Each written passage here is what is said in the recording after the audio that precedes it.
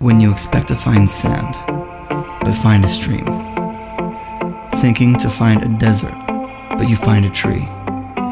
When the wasteland that encompassed your imagination turns into towns and cities, vibrant and alive.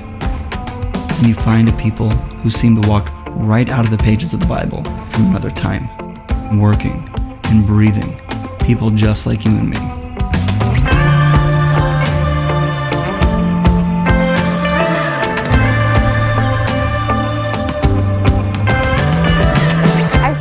A lot more modern than I expected. I didn't realize a lot of it almost looks like LA. The thing that surprised me most about Israel's culture was just how welcoming the people were, how inviting they were.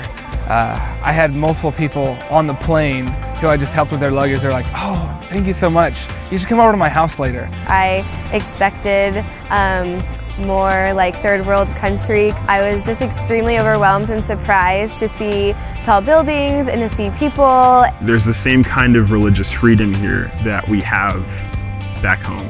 There's the same kind of democratic value here that we have back home. It's this modern state. It's really shown me that there is a depth to Israel that you can't just see from a news story and you can't just read on the front of a newspaper. I loved how there was a mixture between the historical Israel and the modern state. You can see archaeology that's also mixed with modern buildings and people who are dressed with traditional clothing, also mixed with people walking down the street, tank tops and jeans.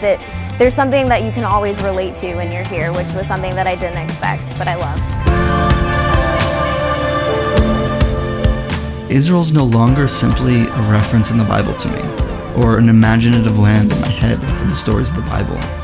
It's a thriving culture you can touch and taste and see.